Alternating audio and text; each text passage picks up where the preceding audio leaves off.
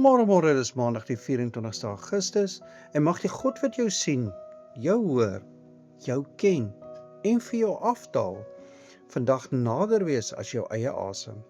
Ons open vandag 'n nuwe boek, Exodus. En voor ons môre begin om stadig vers vir vers deur hoofstuk 1 te loop, wil ek jou eers saamneem deur die hele boek. Van bo af bekyk soos 'n reisiger wat eers die hele pad vooruit sien, voor hy die eerste tree gee. Maar kom ons kyk eers na die naam self, Exodus. Dit kom van die Griekse woord Exodus, saamgestel uit ex, wat uit beteken, en hodos, wat pad beteken. Letterlik, die pad uit, of die uittog. Dis die naam wat die Septuaginta aan hierdie boek gegee het. Die Hebreëse titel is heeltemal anders, Shemot, wat name beteken, geneem uit die boek se openingswoorde. Dit is die name van die seuns van Israel wat na Egipte gekom het. 2 name, 2 vertrekpunte. Die een fokus op waar hulle vandaan kom, 'n pad uit slawerny. Die ander fokus op wie hulle is, nie 'n naamlose massa slawe nie, maar name wat God ken. Onthou daardie tweede naam terwyl ons deur die boek loop, want dit is presies wat God vir Moses sê in Exodus 3.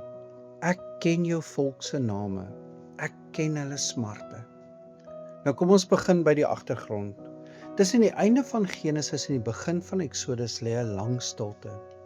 Genesis 15 vers 13 beloof vir Abraham dat sy nageslag 400 jaar verdruk sal word. Exodus 12 vers 40 sê weer die verblyf was 430 jaar. Die skrif gebruik albei syfers en die verskil lê eenvoudig in waar jy begin tel. In Galasiërs 3 vers 17 tel die 430 jaar vanaf die belofte aan Abraham self, wat ook die jare in Kanaan insluit. En onder daardie lesing begin die aktiewe 400 jaar se verdrukking eers later, nadat Josef en sy hele geslag gesterf het. Presies soos Exodus 1 vers 6 tot 8 self vertel. Ander lees die 430 jaar bloot as die totale tyd wat Israel in Egipte deurgebring het. Ek gaan nie vir jou 'n jaartal opdis wat nie werklik so daar staan nie. Wat ons wel weet, is dat dit 'n vervulde belofte was, na 'n lang en geduldige wag, en dat God nie een oomblik daarvan vergeet het nie. En so begin die verhaal. Josef sterf en saam met hom sy hele geslag. 'n Nuwe koningshuis staan op wat nie van hom geweet het nie. Exodus vertel ons presies wat toe gebeur. Israel word gedwing om die voorraadstede Pithom en Ramsey te bou, bakstene met strooi daarin, harde diensbaarheid, 'n bitter lewe. En daarachter lê 'n diepe waarheid, wat Josef 24 en Handelinge 7 vir ons oopmaak. Israel het nie net gebou nie, hulle het ook Egipte se afgode begin aanbid. Nou vriende, dis die presiese beskrywing van elke mens voordat hy by Jesus uitkom. Ons is slawe van sonde, werkend vir 'n vreemde koning, dienend aan gode wat jy self nooit werklik gekies het nie. Efesiërs 2 sê dit reguit. Dood in oortredinge en sondes van nature kinders van toorn. En soos Israel probeer die mens eers altyd self loskom. Jarelang probeer hulle en al hulle pogings misluk, tot hulle opkyk na die lewende God. En toe hoor hy, toe sien hy, en toe breek sy hart. Dit is waar ons kernteks inkom. Exodus 3 vers 7 tot 8. Ek het sekerlik die ellende van my volk gesien en hulle geroep gehoor, want ek ken hulle smarte en ek het afgedaal om hulle te verlos. Gesien, gehoor, geken, afgedaal. 4 Hebreëse woorde wat die hele evangelie in een asem saamvat. Raha, om te sien, om werklik op te let. Shama, om te hoor met die oog op 'n antwoord. Yada, om te ken, nie net feite nie, maar intieme verhouding. Yarat, om af te daal van heiligheid na ellende. God sien nie van ver af nie, hy daal af. Dit is presies wat Jesus doen. Homself ontneem, mens geword, homself verneder tot op die dood van die kruis, soos Filippense 2 dit beskryf. Die God wat sien, hoor en ken, daal uiteindelik af tot op die kruis self. Van hier af beweeg die verhaal vinnig. Die 10 plaag kom, nie bloot as straf nie, maar as oordeel oor die gode van Egipte self. Presies soos Eksodus 12 vers 12 dit stel. Die Nyl word bloed, 'n oordeel oor Hapi, die riviergod. Duisternis val oor die land, 'n oordeel oor Ra, die songod. En die laaste plaag tref Farao self, wat as God op aarde vereer is. Elke plaag, nog 'n afgod, onttroon. En in die middel van daardie laaste plaag staan die Paasfees. Eksodus 12 vers 13 beloof: Ek sal die bloed sien en oor julle oorskry. Die Hebreëse woord daarvoor is Pesach. Dit beteken om oor te skry, te beskerm, te spaar. Paulus sê dit later reguit.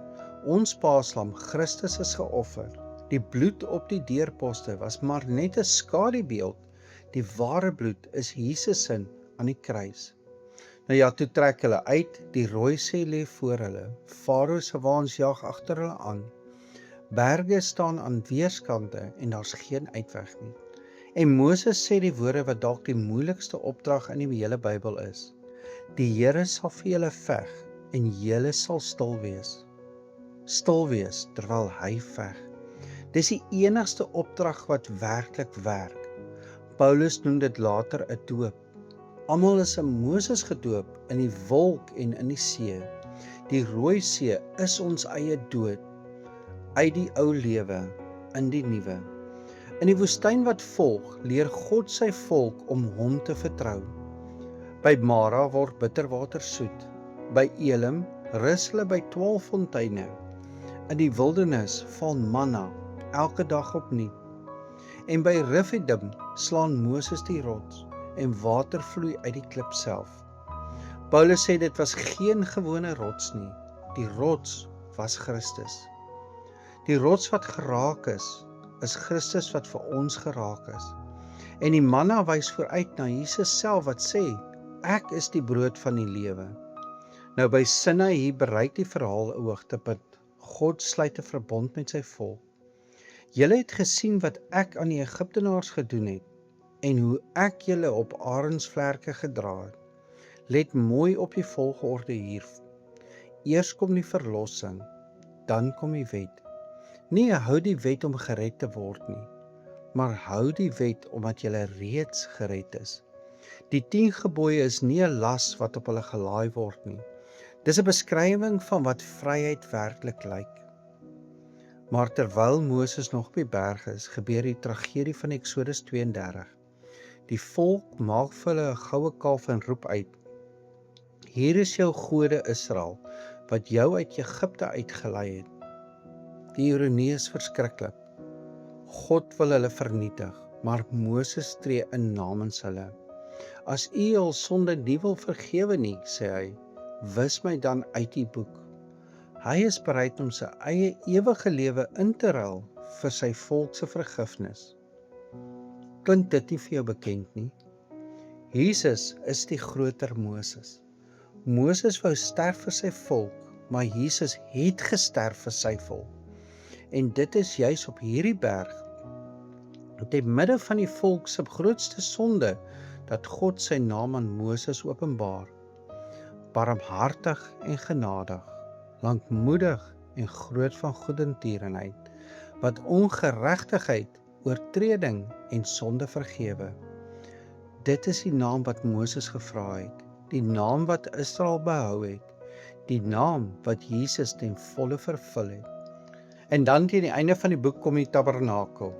Laat hulle vir my 'n heiligdom maak, sê God, dat ek in hulle midde kan woon.